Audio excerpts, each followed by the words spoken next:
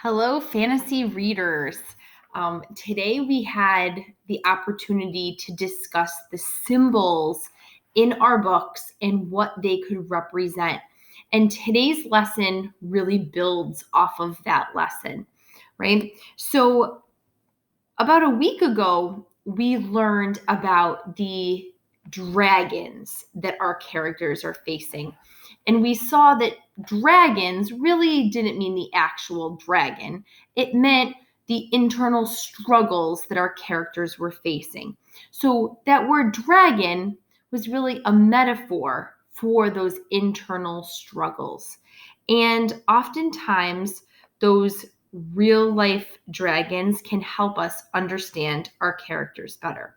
So, in fantasy stories, oftentimes our authors use multiple meanings in the stories.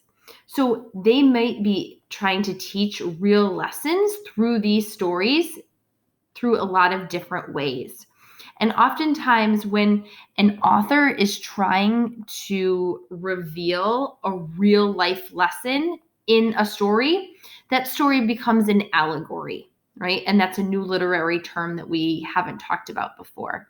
But that's what an allegory is, a story or other artwork that seems to be about one thing, but it's actually hiding a message, often a moral or political one, right? And we know that metaphors are when two things that are unlike are compared to make a point. Okay? So we know that fantasy readers can gain new insights into the real world by finding, understanding, and interpreting the metaphors and allegories that exist in fantasy. And we can do that by noticing characters, objects, settings, and creatures that could have multiple meanings. So you see how this work today really builds off of the work that we did yesterday, because yesterday we looked at objects and creatures and settings that could have multiple meanings.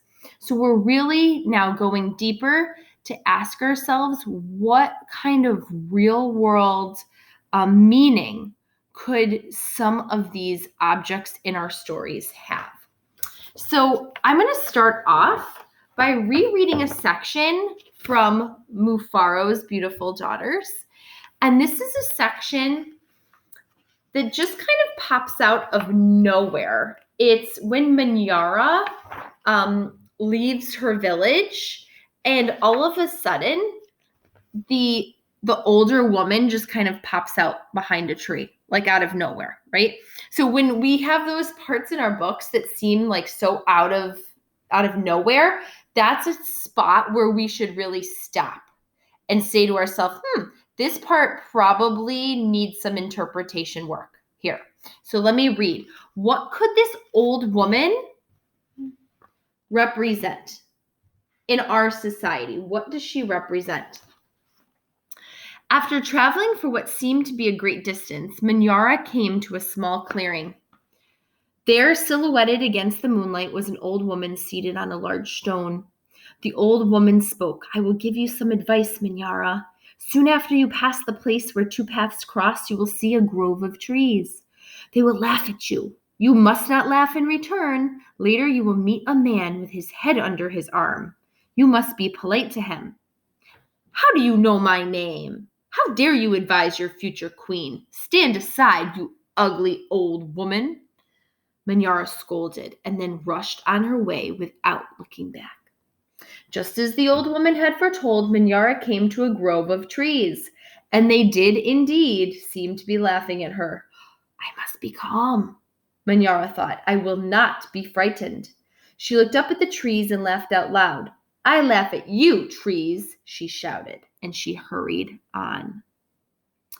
So, I don't know about you, but that part is definitely showing that Manyara does not respect the old woman at all, right? She's not listening to a word she's saying. She's doing whatever she wants to do. And I'm kind of thinking that that could be an allegory for real life, right? How often do we as young people, and I'm kind of counting myself as a young person because sometimes I don't even follow my mom's advice. How often do we not listen to our elders' advice, right? So I think that could be one possibility there about how young people really should not dismiss the wisdom of our elders. So that's kind of an allegory right there on that page, right? So that page seems to be hiding that secret message, right? That message of the young really dismisses its elders, and we shouldn't. Okay? So I also could think to the menagerie. And when we look at the menagerie, I was trying to think of a spot in the menagerie where something might represent a deeper idea. And I was actually looking at the spot in chapter 24 when Clunk, and I know some of the other griffins too, they're obsessed with gold and obsessed with treasure. And I was thinking about how that's a very common thing in real life too, right? That people want more money and people want more wealth, just like these griffins seem to do, right? And so I was thinking that here in this part of the story, this might actually represent society as a whole and how society wants more money and more power, but that greed doesn't really buy you happiness, right? So that could be one allegory that we're seeing in this section of chapter 24. So looking for allegories is a little bit tricky. It's not easy. I really had to look for one and think deeply about it myself when I was preparing this lesson for you, right? So we need to think about those parts of the story that actually might connect to real society here and what lessons we could understand from that section. Okay? So, readers, you are going to have to find a section in your story, in your book club book, that also might connect to real life society, to the real world. And is there a message that your author is trying to send in that section of the text? If so, that is what you're going to type on slide 2. Okay, you're going to type your book club book.